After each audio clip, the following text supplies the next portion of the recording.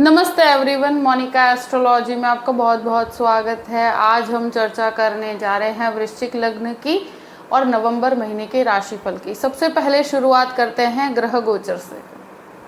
शुक्र जो है वो 7 से 30 तारीख तक धनु राशि के अंदर स्थित रहेंगे। मंगल जो है वो कर्क राशि के अंदर पूरे ही महीने के लिए स्थित रहेंगे। बुध जो है वो वृश्चिक राशि के अंदर पूरे ही महीने रहेंगे और सूर्य जो है वो 16 नवंबर को वृश्चिक राशि के अंदर प्रवेश करेंगे। और इस महीने जो सबसे इम्पोर्टेंट ट्रांजिट है कि शनि मार्गी हो रहे हैं 15 नवंबर को। इस प्रकार से ग्रह गोचर है। सबसे पहले शुरुआत करते हैं आप लग्न, और लग्न का स्वामी बनता है मंगल, और मंगल इस महीने आपके नवम भाग्य स्थान के अंदर है। लग्न के अंदर सूर्य आएंगे 15 तारीख के बाद, और यहाँ पर बुध पूरे ही महीने के लिए स्थित रहेंगे, जो आपके लाभ के भी स्वामी हैं और आपके अष्टम भाव के भी स्वामी हैं। देखिए ये महीना रिसर्च बेस्ड कार्य करने वालों के लिए बहुत पॉजिटिव रहेगा। लग्न का स्वामी नीचस्थ है मगर भाग्य स्थान में है, तो आप बहुत ज़्यादा वर्कोहॉलिक रहेंगे। बहुत ज़्यादा कार्य के अंदर आपका इन्वॉल्वमेंट बहुत ज़्यादा रहेगा। और ये समय के अंदर हो सकता है कि शुरू के 15 दिन का समय ऐसा हो कि जहाँ पर आप काम कर रहे हैं मगर वो रिजल्ट आपको नहीं प्राप्त हो रहा है। थोड़ा सा वर्कलोड ज़्यादा हो सकता है। यहाँ पर डेफिनेटली कहूँगी शुरू के 7 दिन के लिए यहाँ पर शुक्र रहेंगे, और ये आपके 12th लॉर्ड भी हैं। तो ट्रैवलिंग इस महीने डेफिनेटली रहेगी। कार्य से संबंधित आपको कहीं पर भी अगर जाना है या कहीं पर भी ट्रैवल करना है तो ये समय में आपको उसका लाभ मिलेगा। लग्नेश नीचस्थ है तो थोड़ा सा स्वभाव में उतावलापन आप देख पाएंगे। थोड़ा सा जल्दबाजी में कार्य करने की प्रक्रिया को आप हैं। द्वितीय स्थान के द्वितीयेश गुरु बनकर आपके 7th हाउस में वक्री पोजीशन में चल रहे हैं, और ये एक बहुत इंपॉर्टेंट एस्पेक्ट है कि जो 7th लॉर्ड है वो आपके 2nd हाउस के अंदर है। देखिए शुक्र यहाँ पर आएंगे 7 तारीख के बाद, तो ये एक तरह से सेविंग्स के लिए बहुत अच्छा है। आपकी सेविंग्स में बढ़ोतरी होगी। आप वाणी के द्वारा बहुत कुछ अर्जित कर पाएंगे, और मुझे लगता है एक बहुत ही अच्छी साइन है कि जो शुक्र दूसरे भाव में आते हैं, हेरिडिटी से संबंधित आपके लाभ आपको प्राप्त होंगे। और यहाँ पर वाणी के द्वारा व्यक्ति अपने कार्यस्थल पे बहुत अच्छा कार्य कर पाता है। ये एक ऐसी सिचुएशन है कि जहाँ पर 2nd हाउस में शुक्र का प्लेसमेंट और 2nd लॉर्ड जो है वो वक्रावस्था में है, तो ये आपकी जो भी सेविंग्स है उसको बिजनेस के अंदर आप कहीं पे भी इन्वेस्ट करना चाहते हैं तो इस समय के अंदर वो चीज़ों में आपको काफ़ी अच्छे लाभ मिलेंगे। परिवार में मुझे लगता है कि कोई भी रिलेशन हो या कहीं पर भी आपके कोई भी व्यवहार है तो वहाँ पर आपको बहुत ही वाणी को संयम में रख के कार्य करना होगा, तो आपके लिए बेहतर रहेगा और चीज़ों को आप रिजॉल्व कर पाएंगे। बहुत पीसफुल होकर आप अगर चलेंगे तो ही आपके लिए बेहतर रहेगा, क्योंकि लग्न का स्वामी मंगल बनकर नीचस्थ है। तो ये एक इफेक्ट आपके ऊपर इस महीने डेफिनेटली है। तो फैमिली में कहीं पर भी विवाद होता है उसको शांति से रिजॉल्व करना है। तृतीय स्थान की बात करते हैं। तृतीय शनि बनकर 4th भाव में वक्री है, तो ट्रैवलिंग बहुत ज़्यादा है। 15 दिन शुरू के जो हैं वहाँ पर मुझे लगता है टेक्निकली आप बहुत कुछ सीखने की कोशिश करेंगे। मंगल का दृष्टि संबंध यहाँ पर रहेगा, तो ये कंटिन्यूस बेस पर आपको आपके कार्यस्थल से संबंधित ट्रैवलिंग करनी पड़ेगी और वो आपके लिए बेनिफिशियल रहेगी। ट्रैवलिंग से आपको बहुत कुछ सीखने को भी मिलेगा और काफ़ी लाभ भी इससे जुड़े हुए हैं। अगर ब्रदर सिस्टर रिलेशनशिप में कोई भी विवाद था तो 15 तारीख के बाद वो मुझे लगता है कि रिजॉल्व होगा और एक बेहतर परिस्थिति रहेगी। 4th भाव की बात करते हैं। 4th भाव में शनि वक्री है 15 तारीख तक, उसके बाद मार्गी होंगे। कंस्ट्रक्शन से संबंधित कोई भी समस्या है या मदरलैंड से कनेक्टेड कोई भी विवाद है, ये सारी ही चीज़ें 15 तारीख के बाद रिजॉल्व होगी। शुरू के 15 दिन आप किसी भी प्रकार के पारिवारिक या प्रॉपर्टी के झगड़ों में मत पड़िएगा। मंगल का दृष्टि संबंध यहाँ पर है। माता के साथ भी या मदरलैंड से कनेक्टेड कोई भी विवाद है तो उसको शुरू के 15 दिन बहुत शांति से रिजॉल्व करना है। यहाँ पे जल्दबाजी मत कीजिएगा, बहुत ज़्यादा अग्रेशन मत दिखाइएगा। 15 तारीख के बाद शनि मार्गी होंगे, वो मुझे लगता है कि बहुत ही पॉजिटिव साइन रहेगा। प्रॉपर्टी के अंदर कोई विवाद है या कोर्ट केस है तो वहाँ पर आपको सॉल्यूशंस मिलने की शुरुआत होगी, और प्रॉपर्टी का कार्य रुका हुआ है तो वो आगे बढ़ेगा। और मुझे लगता है जो डीलेज हो रहे हैं वो डीलेज आपके फाइनली कंप्लीट होंगे। अब बात करते हैं पंचम भाव की। पंचम भाव का स्वामी गुरु बनकर वक्रावस्था में है, राहु यहाँ पर स्थित है। देखिए ये रिलेशनशिप ओरिएंटेड बहुत ज़्यादा रहता है। यहाँ पर जो भी लोग वृश्चिक लग्न के हैं वो बहुत ज़्यादा रिलेशनशिप ओरिएंटेड रहेंगे, और यहाँ पर आपके मन पर बहुत ज़्यादा जो कहते हैं ना दबाव रिलेशनशिप का रहेगा। और रिलेशनशिप भी कभी कभी मल्टीपल रिलेशनशिप होते हैं, जहाँ पर आपके पास आप 2 रिलेशंस को एक साथ चला रहे हो, तो ऐसी प्रक्रिया में आपको सिर्फ और सिर्फ नुकसान होगा। तो मुझे ऐसा लगता है कि अगर किसी भी रिलेशनशिप में हैं उसको नेक्स्ट लेवल पर ले जाना चाहते हैं, यहाँ पर गुरु का वक्री भ्रमण होने की वजह से मुझे लगता है कि आपको चीज़ों को बैठकर सॉल्यूशंस निकालने होंगे, शांति से करना होगा। अगर आप यहाँ पर कहते हैं ना कि बहुत ज़्यादा रिबेलियस होकर कार्य करेंगे तो आगे जाकर आपको ही नुकसान होगा। बहुत सोच समझ के रिलेशनशिप में आगे बढ़िएगा। यहाँ जो भी टीचिंग क्षेत्र में है, जो मेडिकल क्षेत्र के अंदर पढ़ाई कर रहे हैं, उन स्टूडेंट्स के लिए लर्निंग एबिलिटीज़ के लिए बहुत अच्छा है, मगर मुझे लगता है स्टूडेंट्स के लिए भी भटकाव है। यानी कि भटकाव का सिचुएशन ऐसा है कि आपको अपने एजुकेशन से आप बहक सकते हैं, या कहीं पर आप फ्रेंड सर्कल में एन्जॉयमेंट के पीछे आप बहुत पढ़ाई के अंदर ज़्यादा ध्यान न दे पाएँ। अगर ऐसी परिस्थिति होगी तो सिर्फ और सिर्फ आपको प्रॉब्लम्स क्रिएट होगी। बाकी अगर फोकस्ड रहेंगे तो आपके लिए बेहतर रहेगा। यहाँ पर मुझे लगता है जो रिसर्च बेस्ड कार्य कर रहे हैं, जो पढ़ाई कर रहे हैं, उन स्टूडेंट्स के लिए बहुत बेहतर परिस्थिति है। राहु यहाँ पर मेडिकल क्षेत्र को भी बहुत अच्छे से, स्पोर्ट्स में अगर कोई भी जाना चाहते हैं तो भी उनके लिए एक बेहतर परिस्थिति है। और मेहनत यहाँ पर आपको ज़्यादा करनी पड़ेगी क्योंकि गुरु वक्रावस्था में है। शेयर मार्केट की बात करते हैं। देखिए शेयर मार्केट में गुरु वक्रावस्था के होने की वजह से सिर्फ एक ही चीज़ कहूँगी कि कैलकुलेटिव रिस्क के साथ ही आगे बढ़ सकते हैं। बहुत बड़े रिस्क लेने से आपको बचना चाहिए। अब बात करते हैं आपके 6th हाउस की। 6th लॉर्ड मंगल बनकर नीचस्थ है, भाग्य स्थान में है। देखिए स्थान बहुत अच्छा है, मगर यहाँ पर रिस्क जो भी लेते हैं कैलकुलेटिव रिस्क के साथ आप आगे बढ़ सकते हैं। यहाँ पर एक चीज़ डेफिनेटली कहूँगी मैं कि किसी को भी उधार पैसे देने से बचना चाहिए। दूसरी चीज़, यहाँ पर शत्रु हावी होने की डेफिनेटली कोशिश करेंगे, मगर मुझे लगता है कि ये सिचुएशन में आपको हो सके वहाँ तक पीसफुल होकर कार्य करना चाहिए।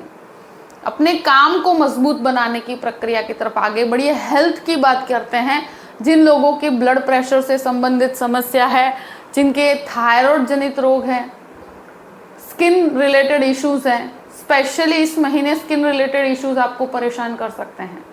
एलर्जीज होना, इस तरह की परिस्थितियाँ, ब्लड प्रेशर से संबंधित समस्याएं, तो स्वास्थ्य को प्रायोरिटी दीजिएगा। यहाँ पर मुझे लगता है कि जो स्किन रिलेटेड प्रॉब्लम्स से आप परेशान हो सकते हैं तो वहाँ पर आपको अपने स्वास्थ्य का ध्यान रखना है। यहाँ मुझे लगता है कि जो पॉसिबिलिटीज़ हैं 6th लॉर्ड नीचस्थ होने की वजह से हो सके वहाँ तक किसी भी डिस्प्यूटेड अवस्था को आप अवॉइड कीजिए। 7th हाउस की बात करते हैं। 7th हाउस का लॉर्ड जो है शुक्र बनकर शुरू के 7 दिन लग्न में और बाद में आपके द्वितीय भाव में, गुरु यहाँ पर वक्रावस्था में है। देखिए मैरिज के लिए ये समय बहुत पॉजिटिव है, और ये समय के अंदर मैं डेफिनेटली कहूँगी कि व्यक्ति लव मैरिज की तरफ जाता है।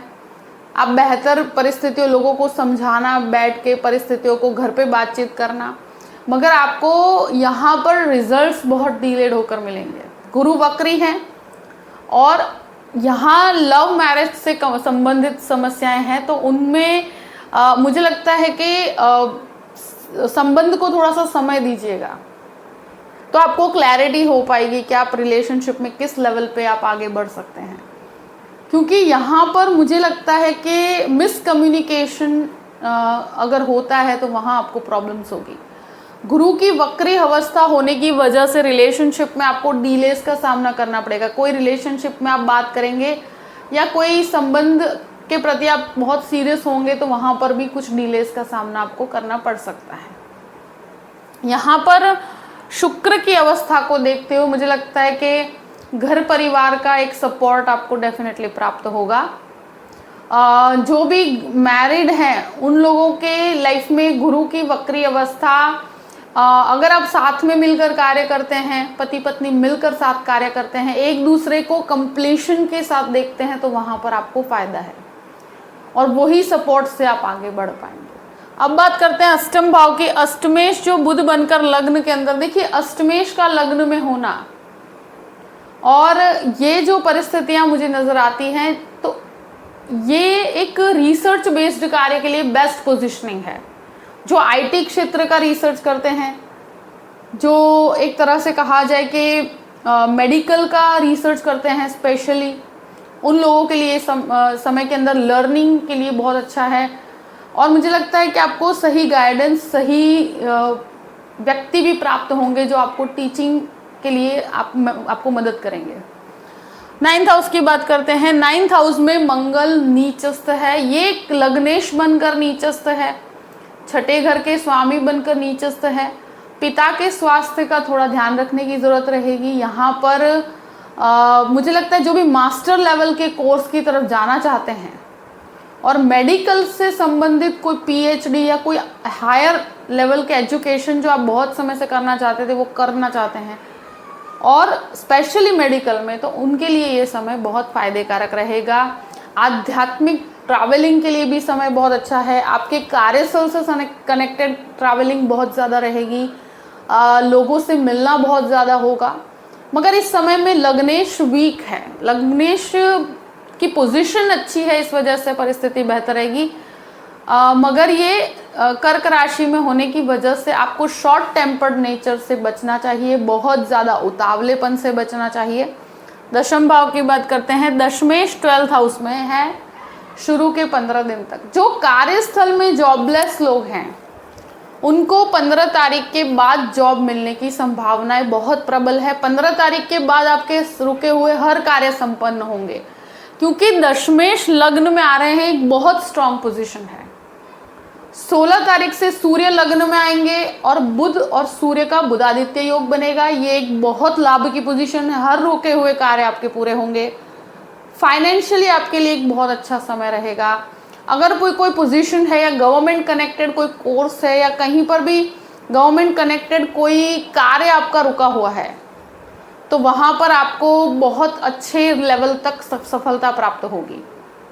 तो करियर के लिए, जॉबलेस लोगों के लिए 15 तारीख के बाद का समय बहुत ही पॉजिटिव है। जो बिजनेस शुरू करना चाहते हैं, 15 तारीख के बाद का समय मुझे लगता है एक बेहतर परिस्थिति है। अब बात करते हैं आपके 11th हाउस की। तो 11th लॉर्ड आपके लग्न के अंदर है, केतु यहाँ पर स्थित है। मुझे लगता है कि इस समय में फाइनेंशियली आपके लिए बहुत अच्छा समय रहेगा। आप जितना कार्य कर रहे हैं उतना आपको डेफिनेटली आउटपुट भी मिलेगा और यहाँ पर आपको काफ़ी अच्छे कॉन्टैक्ट्स के साथ आपके कार्य पूरे होंगे। तो एक तरह से बेहतर परिस्थिति है आपके लिए। अब बात करते हैं आपके 12th हाउस की। 12th लॉर्ड जो है वो द्वितीय स्थान में है। ये एक चीज़ बहुत इम्पॉर्टेंट है कि 15 तारीख तक सूर्य यहाँ पर हैं, तो कार्यस्थल से संबंधित समस्याएं रहेंगी 15 तारीख तक। कोई लीगल मैटर चल रहा है तो भी, क्योंकि मंगल का भी दृष्टि संबंध है, लीगल मैटर में आपको बहुत ध्यान रखना है। स्पेशली जो लोग कहते हैं कि शुक्र की अवस्था 7 तारीख के बाद जो शुक्र आपके द्वितीय स्थान में आता है, ये खर्च बहुत ज़्यादा करवाता है। तो जिनके भी कोई भी कोर्ट कचहरी या कोई केस चल रहा है, उनको सबसे ज़्यादा ध्यान रखना है शुरू के 15 दिन, क्योंकि यहाँ पर अगर कार्यस्थल से संबंधित कोई भी प्रकार के कोर्ट केस हैं तो शुरू के 15 दिन आपके लिए मुश्किलों से भरे हुए हैं। तो वहाँ पर अगर आप रिएक्टिव होंगे या बहुत ज़्यादा रिबेलियस होंगे तो वहाँ पर आपका ही नुकसान होगा। जितना शांति से, जितना आप पीसफुल होकर परिस्थितियों को सॉल्व करेंगे, उतना आपके लिए फायदेमंद रहेगा। यहाँ पर 12th हाउस का सूर्य शुरू के 15 दिन अनिद्रा से संबंधित समस्याएं भी हो सकती है। खर्च अनियंत्रित रहेंगे। 7 तारीख के बाद आपको खर्चों पे बहुत कंट्रोल रखना है, क्योंकि 7 तारीख के बाद कंप्लीटली आपके फैमिली की कुछ रिस्पॉन्सिबिलिटीज या फैमिली में किसी का मैरिज हो सकता है या कुछ भी, तो फैमिली रिस्पॉन्सिबिलिटीज की वजह से आपकी सेविंग्स कहीं ना कहीं मुझे लगता है खर्च होगी। और ये चीज़ है कि खर्च तो होगी, मगर हमको उसकी एक लिमिट सेट करनी है। आपको कितना कहाँ पे यूज़ करना है उसका बहुत सही आपको पता होना चाहिए, ये चीज़ का कैलकुलेशन होना चाहिए। फॉरेन लैंड से संबंधित जो भी कार्य हैं वहाँ पर एक तरह से कहा जाए कि 7 तारीख तक, शुरू के 7 दिन का समय बहुत फेवरेबल है उससे कनेक्टेड बातचीत के लिए, और वहाँ डॉक्यूमेंटेशन को आप प्रॉपर रखिएगा तो आपके लिए सफलता से भरा हुआ समय है। विदेश संबंधित कार्यों में आपको सफलता प्राप्त होगी। जो भी परिस्थिति है मैंने आपके सामने रख दी है। आई होप कि ये वीडियो आपको पसंद आया होगा। पसंद आया हो तो लाइक भी कीजिएगा और सब्सक्राइब भी कीजिएगा। आप अगर मुझसे कंसल्टेशन लेना चाहते हैं तो डिस्क्रिप्शन में मैंने नंबर दिया हुआ है, यहाँ पर भी आपको नंबर मैंने रखा हुआ है, उस नंबर पे व्हाट्सअप कर सकते हैं। मैं आपको पूरी ही जानकारी प्रदान करूँगी कि कैसे मुझसे कांटेक्ट किया जाए, और अगर आप करना चाहते हो तो ईमेल भी कर सकते हैं astrologymonica@gmail.com पे। जो भी परिस्थिति है उसके हिसाब से अपने पूरे ही महीने को प्लान कीजिए और हमेशा खुश रहिए। Thank you so much. जय श्री कृष्ण।